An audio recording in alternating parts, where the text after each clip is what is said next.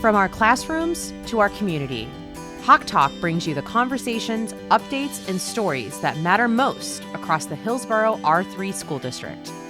Hawk Talk is sponsored by Schneider Electric. The podcast starts now.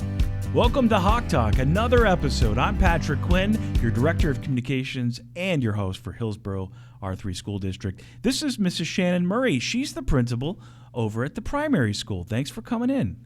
Thank you, Patrick. Now, you're in year 28 yes. of education and with the Hillsboro R3 School District.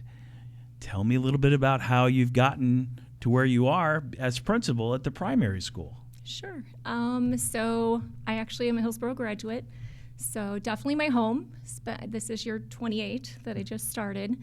I spent 16 years teaching third grade at the elementary building. Transitioned to second, did 10 in second grade. During that time, also was fortunate enough to lead summer school for 10 years, so kind of dabbled a little bit in admin, knew that I loved it, made the switch back over when second grade shifted with early childhood coming in, so spent an additional year teaching second grade, but at the elementary. And then last year was fortunate to get this position, so kind of the best of both worlds. Hands-on with the kids. Yeah. I don't have an assistant, so it's nice. I get to spend this quality time with the students and the staff. And I think you're doing a fantastic job. You walked in as your first year, and look at you now. Oh, Second year as a principal.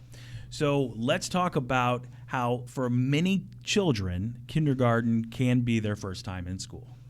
So what is that transition like, and what are the first few days like at the primary school? They're pretty exciting. Definitely you should come over and see it. Staff and students, super excited to be there. Everybody's a part of it. I mean, we have all hands on deck those first few days.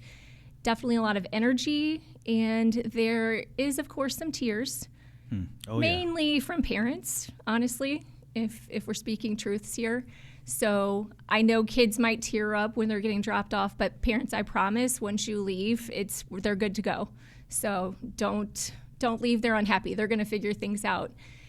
We make sure that they just feel really safe and welcomed and kind of just create that family experience for them during the day, like where they're family away from their normal family kind of situation. Out of sight, out of mind for the children. Right. Yeah. And definitely harder on the parents, especially if it is the first time that they've handed their little one over, which it is for a lot of them. So I understand that as a parent, but I promise we have the best staff around, and they are there, number one, to care for your child. So no worries. So before the first day starts, there's open house. When is it, and what happens at open house? Why should parents even go? Oh, it's definitely the official kickoff to the school year, I would say. We have it August 19th, 5 to 7 p.m. Definitely plan on joining us. It's busy. I'm not going to lie to you. So that's for kindergarten and first grade that evening. Early childhood is separate from that. It's their opportunity to get in and really explore things, especially if they haven't been to the primary yet. For incoming kindergartners, they can check out everything, the building, the playground, find their classroom, kind of practice that path to get to their room, meet the teachers, check out that classroom environment. Parents, it's definitely the capture a memory night. So if you want to get photos, that's the night to get those, because first day of school, parents cannot walk students to class. So come in open house, get those pictures with the teachers, get pictures of them in the building, on the playground. I encourage parents that night too, just to make things simpler and easier than for the first day. Bring in school supplies. I know there's a lot of stuff that's too heavy for the kiddos, so bring that stuff in. Make sure when you get there, you know your child's transportation. If you don't, we will have the transportation department on hand. They can kind of solidify the details and make sure the teacher knows that, because that is one of the scariest things the first day, making sure they're going home the right way. You never want to get a child on the wrong mode of transportation. Yeah. That could be devastating, obviously. So checking those, getting rider tags, PTOs there, lots of things just to check out. So definitely join us, please. We will have a couple food trucks on hand too, by the way. Oh, tell me about that. We're going to have the brunch box and sweet shop ice cream truck. So if they want to stick around and grab a bite to eat, kind of just... Yeah, they might see a friend too. Yeah, hang out, meet some people. I encourage that. The next thing I wanted to talk to you about is the pickup and drop off. How does that work, and what are the rules to stay safe? So pickup and drop off is probably the biggest logistical issue, that administrators have to deal with. I'm going to say right off the bat that safety is number one, no matter what. And I know sometimes parents forget that. They're in a hurry. They want to get their kid. They want to drop their kid off. Safety. These are little bitty guys and girls, and they don't always have that self-awareness around them. So we have all these procedures in place to keep them safe. So drop-off is really the easiest. The biggest thing to remember, parents, that you might find aggravating, we do one lane in drop-off. We start drop-off for kindergarten and first grade at 8:15. Now, the reason I say that is early childhood actually starts at 8. And so they'll see parents coming in, dropping off kids, but they're not kindergarten and first grade. So if you get up there, you're most likely going to be kind of diverted down to the lower lot and asked to come when it's actually 8:15, because we just don't have the staff on hand to supervise them inside. So 8:15 is when our drop-off starts. Have your kiddo ready. You'd be surprised how many kids get up to the sidewalk. Cars pull up. They exit on the passenger side. So any kind of planing you can do in your car to kind of assist with that is always helpful. But kids will pull up and not have their shoes on or, of course, not have their lunchbox in their backpack. So anything you can kind of do to help prepare with that is great and courteous to our other parents who are also waiting in drop-off. There will be staff members who line the sidewalk.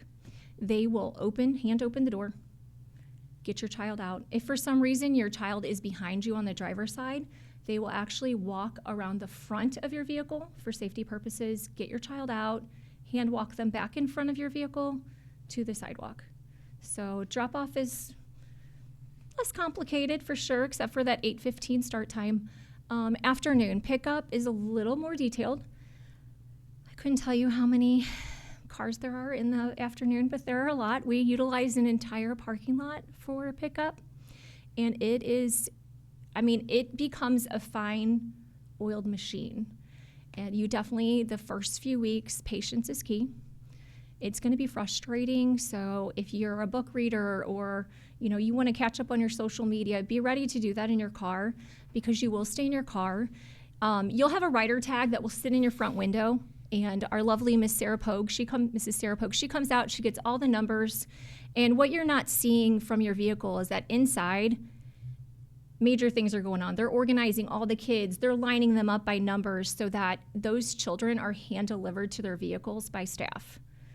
So that's a process. Maintenance does a tremendous job helping us in the afternoons, and our custodial staff, they go out, they help direct traffic, they put people in the right lanes. So you'll sit in your car, your child will be brought directly to you. Door can, get in, put their seatbelt on, and then lanes are dismissed one at a time. It's no kind of free-for-all. Once you see it in action, you're going to understand. And again, just be patient those first few weeks. I promise it gets fast, and it gets fast quick. Oh, yeah. So it takes maybe a week and a half. Yeah, and you're like, wow, what a night and day difference. It's new, and you got to work out some of the, smoothness, and the kids have to get used to what's happening and listen for their number. But I appreciate the patience, and I appreciate that parents take the safety consideration in. I'm going to jump back on something too. Yeah, in sure. drop off in the morning, it is way easier. One thing I do want to note is sometimes parents in drop off, like there'll be a line of cars in front of them, their kiddo gets out. You cannot just pull out and go around the other cars.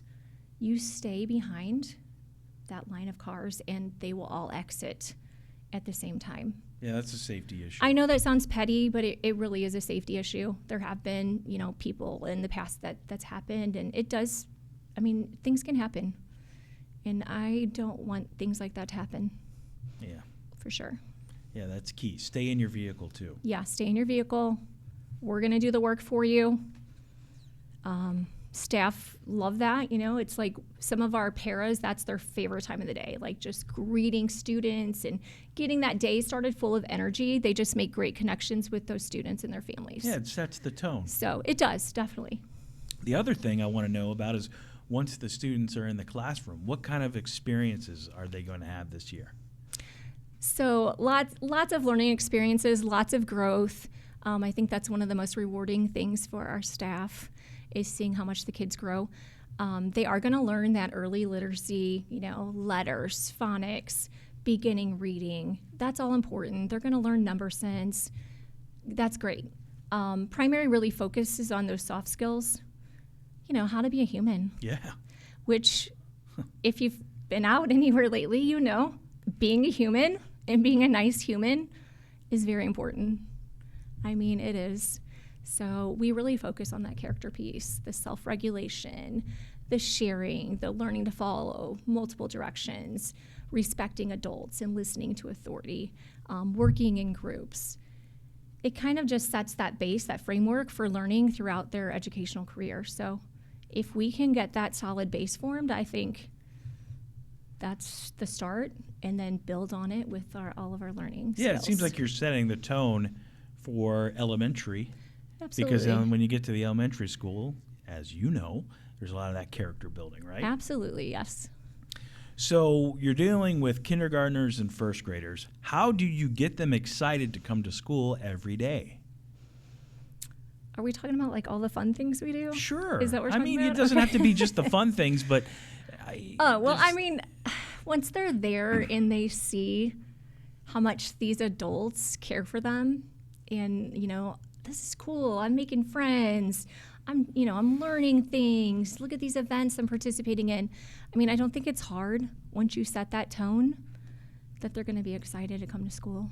Yeah, because you do have special visits. Oh, yeah. We do a lot of crazy fun things at the primary. I think that's why I'm there. Yeah, I took a lot of pictures and took a lot of videos of different visitors. We can talk about events. You want to know some events? Okay. Let's see. So we start off with the open house, obviously. One of our first big family events would be the homecoming bash. Parents, it's early release that day. Kids can stay after. Parents join us. There's food. There's activities. There's bounce houses. You can view the parade. So kind of just setting the tone for that whole homecoming experience. We obviously have Spirit Week, dress-up days. If you're a Pinterest mom, the primary is going to be your place. Like, you're going to come up with the coolest designs, I'm sure, and wow me. Our special areas teachers, they all have their own special events throughout the year, and they're phenomenal. Our music teacher, first grade, does a musical in the fall, around Christmas time, I should say. She does an end-of-the-year celebration with kindergarten at the end of the year. Our PE teacher obviously plans a great field day. She also does our annual color dash, and PTO gets involved, and we do a spring bash that coincides with that night. I know you came to that. That was really cool. Yeah. Art show gets held at the Civic Center. It's awesome. And what am I missing? Library. Our librarian. Our library is newly remodeled. She did a fantastic Read Across America week last year. We had great turnout for our family night. So those ladies always doing great things. We do 100th day of school, where there's all these little old people roaming around the building.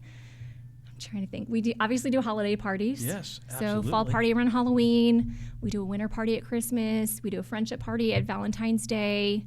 We have parent pop-in nights that are hosted by our grade level teachers. I encourage you to join those. We have a very active PTO, Guardian Hawks. They are amazing. They support our students and staff tremendously. I'm trying to think. There's just all kinds of stuff. Oh, there is. And that leads me to my next thought is, if I'm a parent, how do I get connected and try and get in on those things? Join us for everything. I promise we have fun. And try to email the teacher or what? Well, the biggest thing, with your kiddos starting at primary, just staying connected with us.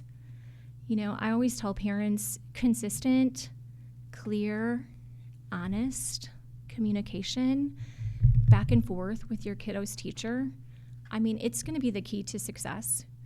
It really is. I kind of have that open door policy myself. I'm there if you need me, but I'm going to ask you if you've reached out to your child's teacher first, obviously. They are the starting point. Parents helping your kiddos, like checking their nightly folder, reading with them 10 minutes, 15 minutes a night, great. Attending events, joining our PTO, fabulous way to get involved and know what's going on and be a part of everything. Coming to those pop-in nights, attending your child's conference, just anything, to stay active. It's going to help with your child's success. Yeah, in school. absolutely. So I guess my last question is, with your building setting the tone for every year moving forward, the personality, what makes the primary stand out? It's the people. It's definitely the people. To be a primary teacher, I think you just have to be a special kind of person. You have to have this unwavering dedication, and really your reward is watching these little people grow. So they're phenomenal. Obviously, I wasn't there to start. I got there, I came back. It's my home, so I can't say enough about them. When parents ask me about teachers, I'm like, they're all awesome. I mean, I don't think you're going to lose in any way. They all have their different wonderful points, but they're what makes the place awesome. And I mean, I'm not just talking about teachers. We have, paras. Like, one of our paras is the longest dating para in the district. She's not leaving. She loves it there.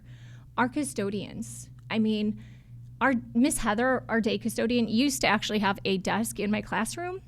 So she would come and she would do rewards with the kids. Secretaries, amazing. The staff is awesome. I can't say enough about them. Everybody's all in. It's not me. It's them.